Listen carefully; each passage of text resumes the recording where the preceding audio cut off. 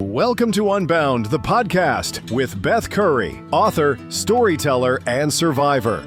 This is where books meet real life, where Beth reads chapters from her work and breaks free from the traditional audiobook format, diving deeper into the personal experiences, lessons, and liberation behind every page. Nothing is off limits. Let's get unbound. Hello there, everybody. Welcome to Unbound. This is an off-script episode. This one was kind of suggested to me in a way after I had done another episode where I briefly mentioned the topic, and she had said to me that it had helped a lot of people that she knew, and it helped her, and that I should kind of do a deeper dive into this particular topic. I did email her this morning to find out if she wanted me to specifically name her and her friends, give them a shout out, but it didn't happen that way. I waited as long as I could, and now that I'm in the studio, I actually have to start recording, so I can't wait anymore for that response. Anyway, this is for Sarah and her friends. I don't know who they are, but hi, and thank you so much for listening, and thank you so much everybody else too for joining me here. So what I want to talk about is a topic that roughly 30 to 50% of you are going to relate to deeply, while the other half just wonders why we can't just get over it. And what I'm talking about is introversion. No, before you ask, it's not shyness. It's not social anxiety. It's not misanthropy, though I'll admit the Venn diagram has some overlap on bad days, particularly Mondays. And also Tuesdays through Sundays, if we're being honest. Anyway, all this rambling, I'm like, 90 seconds in, and I haven't even said I am your host, Bethany, and I'm a certified introvert. My credentials, I've got credentials. I have all kinds of credentials. If you've been following me long enough, you know this. But as far as it goes here with being an introvert, my credentials are I once hid in a bathroom at a party for 20 minutes because someone suggested karaoke.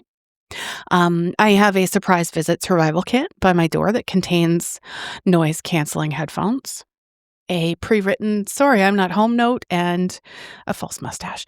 No, just kidding. My friends have learned, though, through trial and error, mostly error, not to show up at my house unannounced. More on that later. So, diving deep into what it means to be an introvert, the psychology behind it, how to explain it to your bewildered extroverted friends, and some survival tips for navigating a world that seems designed by people who think the more the merrier is a universal truth. Spoiler alert, it's not. It never has been. That's propaganda, Linda. Okay, so let's start with the biggest misconception. Introversion equals shyness. This is wrong. So wrong. Aggressively wrong. If this were a test, you'd get negative points for that answer. Shyness is about fear, fear of judgment, fear of embarrassment, fear of being perceived. It's anxiety-based. Right? You could be a shy extrovert who desperately wants to be around people but is terrified of social situations. Right?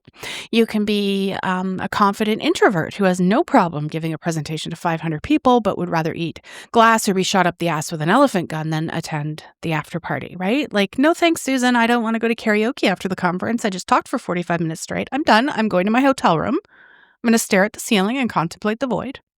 So what is introversion actually?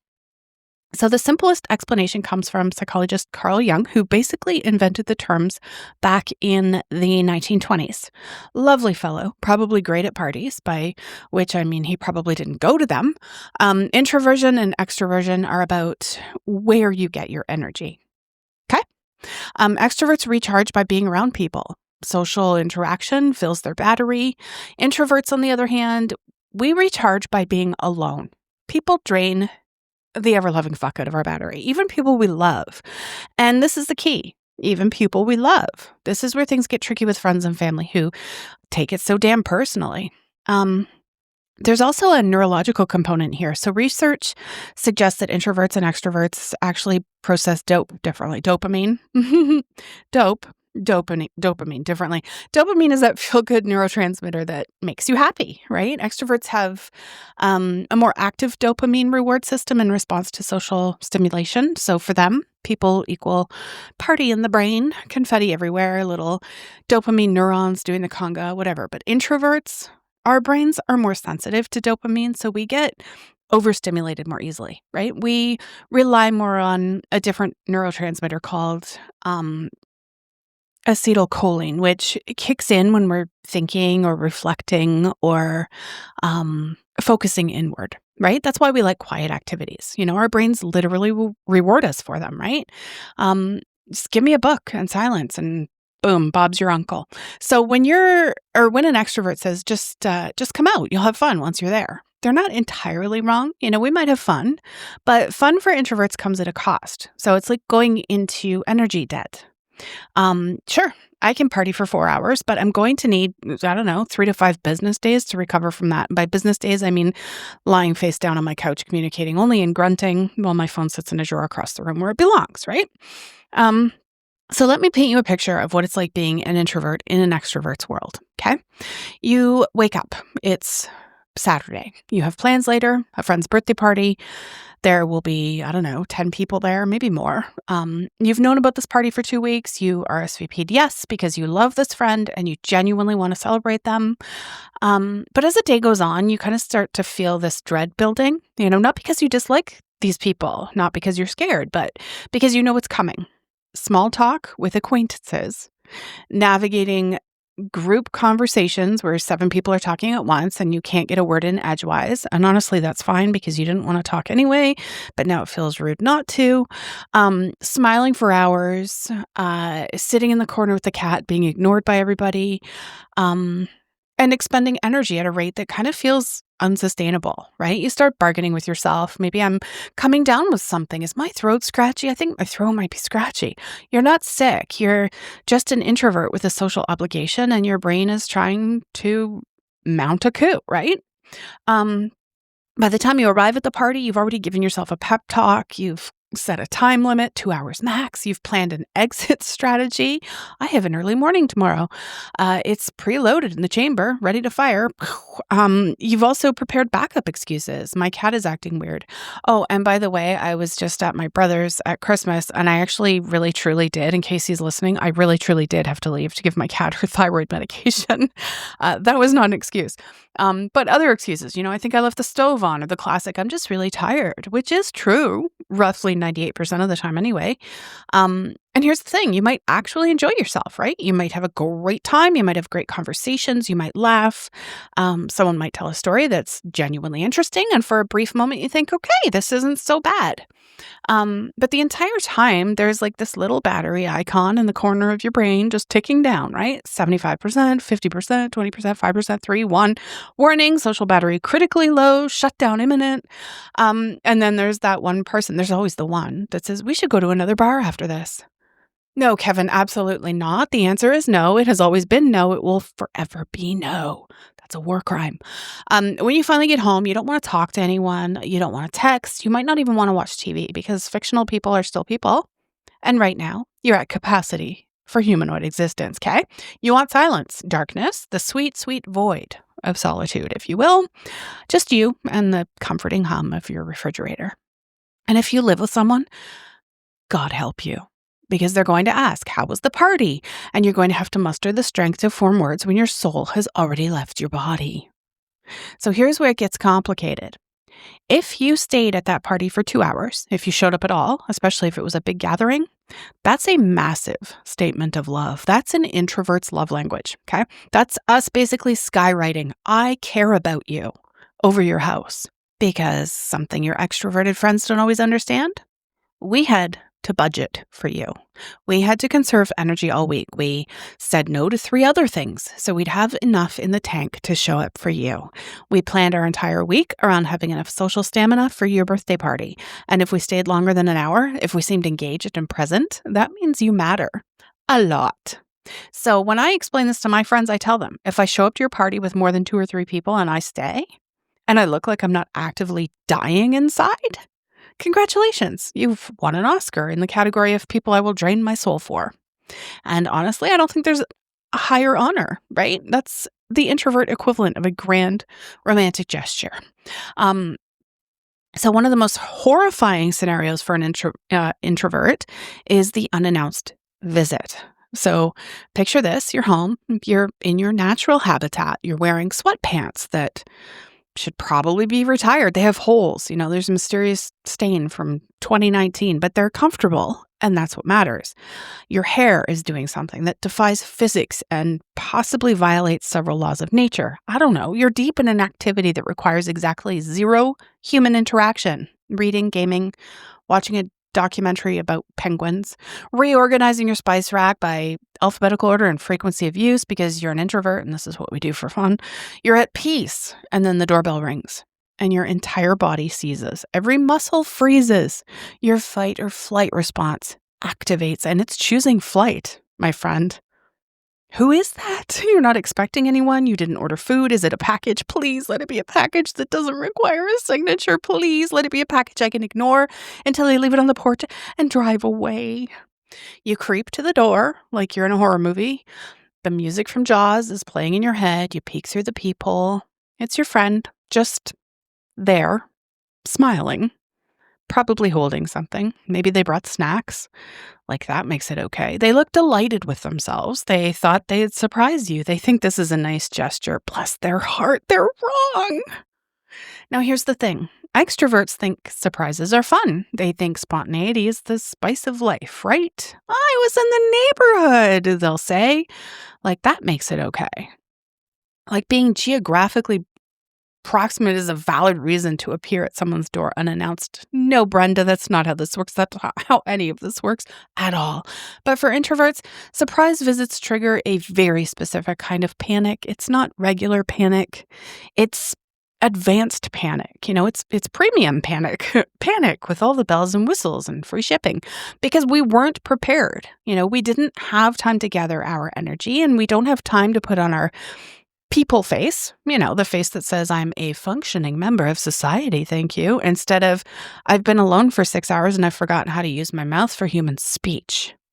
We're in hermit mode, and now we have to shift gears immediately, and it feels like being woken up from like some sort of a deep sleep and, I don't know, asked to solve a calculus problem while also juggling. And we haven't juggled in years. So here's what I've done. I've trained my friends. It took time. It took explicit conversations. There may have been a PowerPoint presentation involved. I don't know, 17 slides, color-coded with citations. No idea. I don't remember how it all went down, but now they know. Do not show at my door unannounced. Text first. Always. Give me at least 2 hours notice, preferably a day, ideally a week, if we're being honest. And you know what? They've been great about it because when I explained it, not as I don't want to see you, but as I need time to prepare to be a good friend to you, they got it. I mean, except in the case of an emergency, that's it. That's my thing. I told them if you show up unannounced, you're getting the worst version of me. You're getting the version that's scrambling and anxious and not present. And you're getting the version that's going to stand in the doorway for 45 minutes because I haven't figured out how to politely make you leave. But if you give me notice, you get the version that's ready and engaged and actually happy to hang out with you. I might even have snacks or tea or something, the good tea, not the dusty box from 2017. It's not about them. It's about me being able to show up as my best self, right? Give me time to mentally prepare and we'll have a lovely time. So I want to get into the nerdy stuff now. Like, why are some people introverts and others are extroverts? And more importantly, can we fix the extroverts? I'm kidding, mostly. The short answer, a mix of genetics and environment. So studies on twins suggest that introversion is about 50% heritable, which means it's partly baked into your DNA and partly shaped by your experiences, right? So you can blame your parents, but only for half of it, kind of like everything else in life, right? The other half is probably society's fault or Bob's fault. It's usually Bob's fault somehow. But let's talk brain stuff, okay? Because it's fascinating, and it's also because I'm currently avoiding eye contact with everyone, which is very on brand. This is there's this thing called the reticular activating system, or RAS, which is basically your brain's arousal and alertness center. So before, your mind goes where I think it's going, we're talking about neural arousal, just stay with me here. Introverts have a more active RAS, which means we're already operating at a higher baseline level of arousal. Our brains are already at a 7 when we wake up, okay? We don't need as much external stimulation to feel engaged because our brains are already buzzing along like we've had 3 espressos, except we haven't. We're just like this.com.org. .net. Extroverts, on the other hand, have a less active RAS, so they need more external input to reach that optimal arousal level, right? They wake up at a 3, and they need the world to turn the dial up. And that's why they seek out excitement and noise and social interaction. They're not trying to annoy us. They're literally trying to wake their brains up. Hello, brain. Are you in there? We need stimulation. Get 15 people in a room stat. Meanwhile, we're over here like, please stop yelling. The room is already too bright. Why is everyone so loud? Did someone turn up the volume on reality? There's also research by psychologist Hans Eysenck, lovely chap, probably also didn't go to parties, that suggests introverts are more sensitive to stimulation in general, right? So loud noises, bright lights, crowds, it all registers more intensely for us. It's like extroverts have a volume dial that goes from 1 to 10 and ours goes from 1 to 100. And by the time they're at a comfortable 7, we're at like 85 and we're approaching meltdown. We're like, is it just me or is this restaurant the loudest place on earth? Why is there a DJ? It's a Tuesday afternoon. And something interesting too, introversion isn't binary, it's a spectrum. So most people fall somewhere in the middle, what's called ambiversion. True extreme introverts and extroverts are actually pretty rare. So if you're listening to this and thinking, well, sometimes I like people, congratulations, you're probably just an ambivert. And I'm honestly a little jealous because that sounds convenient. Must be nice, Janet. So how do you explain introversion to your friends without sounding like you hate them? This is an art form. It's a very delicate dance. One wrong word and suddenly they think you've been faking your friendship for the last decade.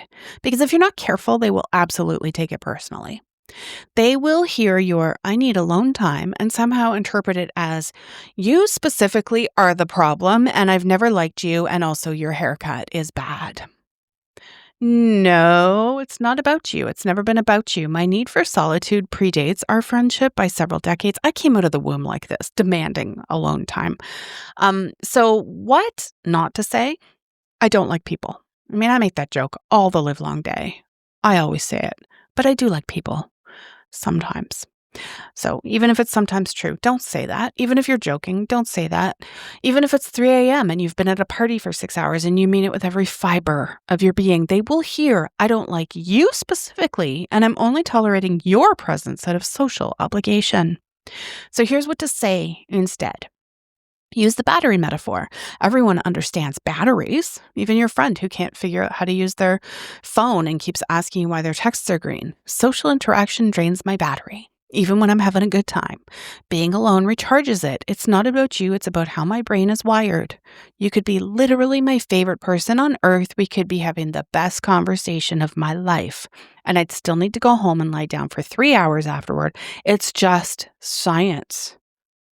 You should probably also reassure them of your affection. I love hanging out with you, and because I love you, I want to make sure I have the energy to be fully present when we're together. That means I need alone time to recharge. Otherwise, you're getting a weekend at Bernie's version of me, and nobody wants that. You want the good version, the version that actually listens when you talk instead of mentally calculating how soon I can leave. Another one, you want to set clear boundaries and expectations. I need a heads up before plans. I'm not great with spontaneous hangouts. It's not that I don't want to see you. I just need time to mentally prepare. I need to know what I'm walking into. If possible, I need to know how many people and where and for how long. And will there be an escape route? And will there be loud music? And will Karen be there? I have questions and I need answers. You also want to explain the effort. When I show up to big gatherings, it takes a lot out of me. So if I'm there, know that I really wanted to be there for you. I turned down a perfectly good evening of doing jack shit, which is my favorite activity, to come celebrate you. That's love. That's sacrifice. I could be at home right now in my comfortable pants watching nature documentaries, but instead I'm here wearing real pants, making conversation. So appreciate that. You also want to normalize your needs. Some people need 8 hours of sleep. Some people need coffee in the morning. I need alone time. It's just how I'm built. You wouldn't ask someone why they need to sleep, would you? Well, actually, extroverts might. They're wild like that. They see you napping and think you're wasting the day away. No, Rebecca, I'm maintaining my will to live. Thank you very much. And honestly, if your friends can't respect that, they're not great friends. Chuck them in the bin, right in the bin with the expired yogurt and your New Year's resolutions. Real friends will adjust. They will. They might not fully get it, especially if they're extroverts who think sitting alone sounds like a punishment worse than death, but they'll respect it. I've had to have this conversation multiple times, and every time I've been surprised by how understanding people are once you explain it clearly. Most people don't want to make you uncomfortable. They just don't realize they are. And once you spell it out, either by smacking them in the head with a frying pan or just saying, hey, I love you, but I need you to text before coming over. And also, I can't do back-to-back social events or I will become feral. They usually go, oh, okay, that makes sense. And then, bam, everyone's happy. Easy peasy. Lemon squeezy. All right, so let's get practical. How do you survive as an introvert in a world that won't stop talking to you? A world that keeps inviting you to things. A world where networking is somehow some sort of a required life skill. You want to schedule alone time like it's a meeting. So don't wait until you're completely drained and considering moving to a remote cabin in the woods with no Wi-Fi. Block off time in your calendar for solitude. Treat it as a non-negotiable. I do this. If someone asks you to hang out during that time, you're busy because you are. You have an appointment with yourself, and it's very important. You're booked. Your schedule is full. You have a prior engagement with your couch. You also want to create a recharge ritual of sorts, right? You want to figure out what helps you recover fastest. So for some people, it's reading, and for others, maybe just a walk in nature or a hot bath. Gaming for some, just sitting in silence, staring at a wall like you're in a Renaissance painting. That's me too. Love the quiet sometimes. Holy crap. Whatever it is, do it regularly. Don't feel guilty about it. This is just maintenance. This is self-care. It's the difference between you being a functional human and you becoming a goblin creature who hisses at sunlight. Reminds me a little bit of my son. Third thing that you could try, practice the Irish goodbye. Okay, I'm a Downie. I married into a Scottish brand and changed my name to Curry because it was trendy to change your name when you married some dude way back in the 1900s when I married him. But damn, I have Irish blood flowing through my veins right alongside that bottle of whiskey. Anyway, sometimes you just need to leave a party without making a whole production of it, right? The Irish goodbye, also known as the French exit. You're ghosting, okay? The now you see me, now you don't kind of a thing. It's a beautiful thing. You just slip out quietly. No big farewells, no 20-minute goodbye process where you end up in 3 more conversations on your way to the door. You just leave. Poof. Gone. Like a ninja, but more socially anxious, I guess. Text your thank you later. Your real friends will understand. And if they don't, well, I mean, that's their problem, isn't it? Also use the 2-event rule. So if you have a big social event coming up, try not to schedule another one right before or after it. You want to give yourself some buffer time to recover. If you go to a wedding on a Saturday, don't agree to brunch on Sunday. Sunday's for your ass lying in bed recovering from the wedding. Sunday's for processing. Sunday's for remembering what silence sounds like. Right as rain, you'll be fine by Tuesday.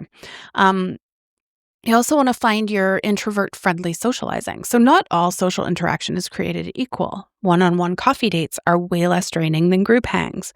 I love these things, right? Like just the one-on-ones with my friends.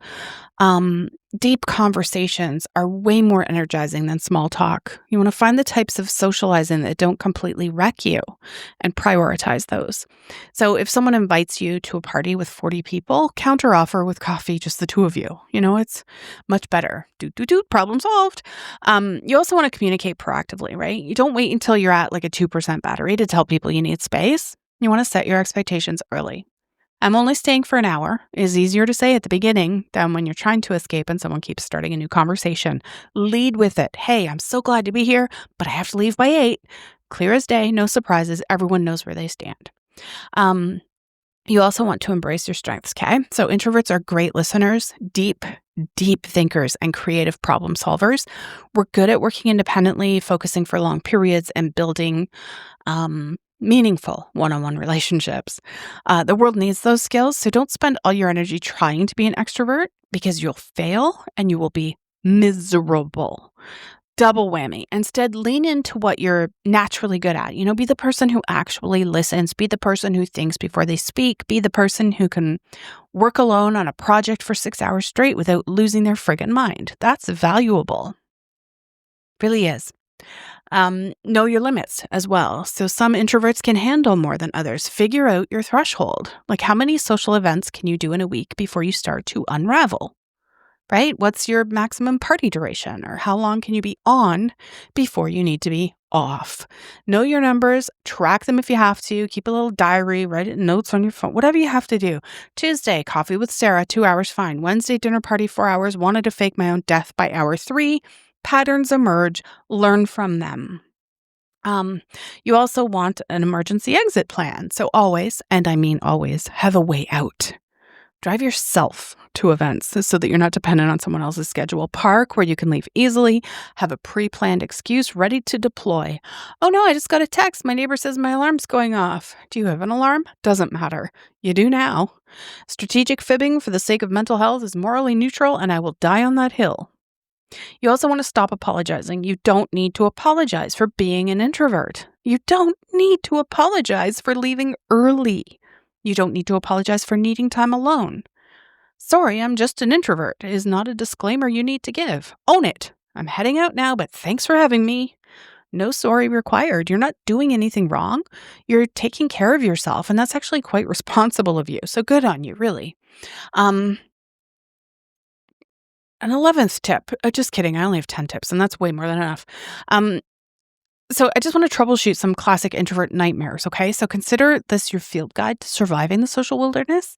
The office birthday party. Oh, I'm so glad I don't work in corporate or in offices or anything anymore. Brutal. You are expected to attend. You can't get out of it because you're already there at work. There will be cake and forced merriment, and someone will make you sing. So here's the move. You show up, you sing the song quietly in the back, barely moving your mouth like you're in a hostage video or something.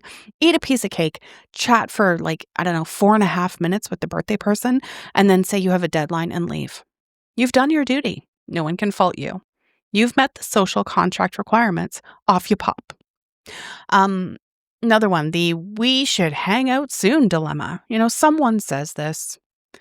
Someone always inevitably says this. You say, yes, definitely. And neither of you means it, but you've both completed the social ritual. It's kind of like a little dance we all do, right? So, the problem is if they actually follow up with a date and a time, you're now obligated.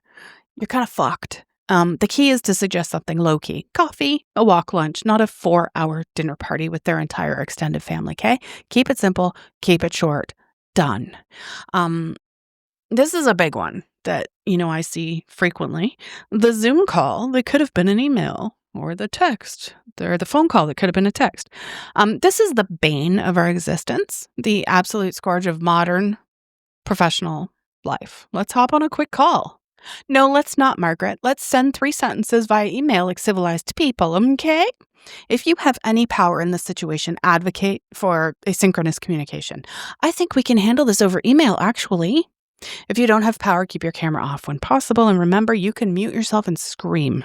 It's very therapeutic. I would highly recommend that one. The group project, that's another one. Introverts often get labeled as not team players, which is absurd and also deeply offensive, if you ask me. We're great on teams. We just prefer working independently and then coming together to integrate our work. We don't need 17 meetings to accomplish what could be done in one. Suggest dividing tasks clearly so that everyone has ownership of their piece, right? How about we each take a section, work on it this week, and then meet Friday to put it all together? It's efficient, it's effective, minimal unnecessary human interaction. It's perfect. Another big one, the surprise party thrown for you. This is a hate crime. It's a violation of the Geneva Convention or something. I don't know. If someone does this to you, they don't know you at all, and You need to seriously reevaluate that relationship. If you're planning for an introvert, please, for the love of all that is holy. Oh, I lost an opportunity there. For the love of cake, do not throw them a surprise party. They will not enjoy it. They will spend the entire time in fight or flight mode while trying to look grateful. Throw them a small scheduled gathering with people they actually like. Tell them about it in advance. Let them prepare. They'll appreciate it infinitely more. Zippity-doo-dah, everyone wins. But for any of my friends and family listening, don't do that for me. I don't want you throwing me a party. Another one, too, that's really annoying. Why are you so quiet? Yes, the question that makes every introvert want to sink into the floor. First of all, rude. Second of all, we weren't quiet until you pointed it out, and now we're hyper aware of our quietness, and we definitely can't talk. Thanks for that, Linda. So here's how to respond. I'm just listening. Neutral, can't be argued with. Or just thinking. It implies depth and makes them feel shallow as shit for asking. My personal favorite, because for some reason I like to make people uncomfortable. Why are you so loud? Uno reverse card, they never see it coming. I'm just going to rapid fire some myths about introverts as well and set the record straight because there's a lot of nonsense out there and I'm tired of it, frankly. Introverts don't like people. Bullshit. We like people. We just like them in smaller doses and with an exit strategy, right? Like we like people the way you might like roller coasters. Fun in the moment, but you probably wouldn't want to be on one continuously for 12 hours. That's reasonable, yes? Another one, introverts are rude or stuck up. We're not rude. We're just conserving energy. We're running on battery power while extroverts are plugged into the mains, basically.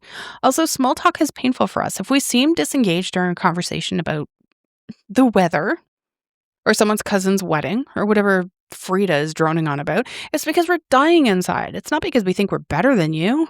We're equals in this suffering called life. I assure you of that. Introverts need to come out of their shell. Excuse me? I beg your finest pardon. We are not in a shell. We're not turtles, Beverly. This is just how we are. Suggesting we need to come out implies that there's something wrong with being in. There isn't. The shell is our natural state. The shell is home. The shell has snacks and comfortable pants. Leave us in the shell, I guess. Introverts can't be leaders. This is also ridiculous. Absolutely ridiculous.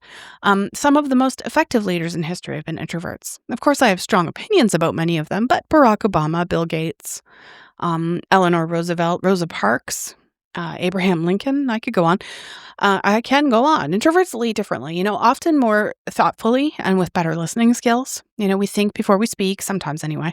I've been known to be reactionary, not good. Introverts are always quiet. This is also not true. Put us in a one-on-one conversation about something we're passionate about and we won't shut up. You're listening to this podcast and I haven't shut up since October. We're selectively social. We're not silent. Get me started on something I care about, and 3 hours later, you'll be the one looking for an escape route. How do I make them stop talking about medieval architecture? You can't, ma'am. You've activated the special interest protocol. This is your life now.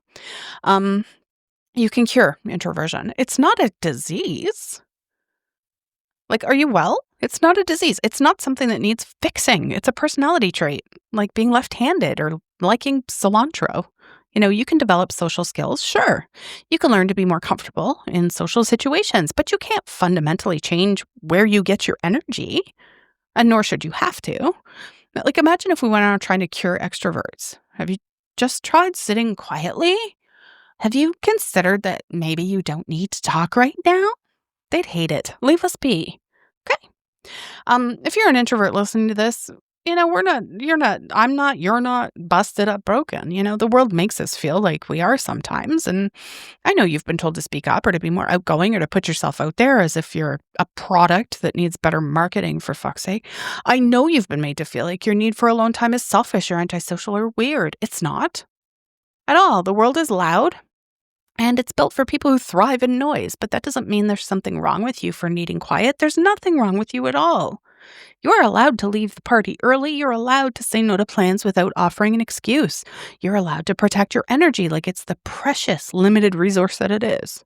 You're allowed to have friends who understand that sometimes you need to disappear for a week to recharge. And that doesn't mean you don't love them. It means you love yourself enough to take care of your needs. You're allowed to prefer depth over breadth and quiet conversations over loud parties or loud friends. One good friend over 20 acquaintances. You're allowed all of these things. And to the extroverts listening, please understand that when your introvert friend shows up for you, they're giving you something precious. They're spending their limited social energy on you. They're choosing you over the comfort of solitude. That's not indifference in any way, shape, or form. That's love. So the next time your introvert friend bails on plans or leaves early or asks for a rain check, don't take it personally. Okay? They're not rejecting you. They're taking care of themselves so they can be a better friend to you later. They're kind of making a deposit in an energy bank so that they don't go emotionally bankrupt. And honestly, that's pretty wise. And I think we could all learn something from that. So the bottom line is, introversion is just one way of being human. It's not better or worse than extroversion. It's just different, right? And different is fine. Different is good, actually. The world would be terribly boring if we were all the same. This world, it increasingly demands our attention and our presence and our constant engagement. And being an introvert is almost an act of resistance. That's how I like to live, resisting everything. We're saying, no, I don't need to be on all the livelong day. I'm allowed to just be. We're saying no to the cult of constant productivity and constant socialization and performance, right? We're saying that, that rest is valuable and solitude is necessary. That you don't have to be everything to everyone all the time. So to my fellow introverts, keep setting those boundaries. Like seriously, set those boundaries. Keep honoring your need for solitude. Keep showing up for the people who matter in the ways that you can. And don't feel guilty about it. Not one bit, ever, never. You're not antisocial. And you're not broken. You're not missing out. You're just being yourself. And that's exactly what you should be doing. And to everyone else, if you love an introvert, respect their limits. Don't show up unannounced. Seriously, just don't. It's not cute. It's not spontaneous. It's a nightmare. So give them notice. I've talked enough. Thank you so much for being here. Unbound will always be free, but if you want to support production costs so I can also remain ad-free and interruption-free, the info is in the show notes if you have any topics you'd like me to cover, because I love a good discussion. I love digging, researching, writing, talking. Contact info is in the show notes as well. Have a great day. See you in the next episode.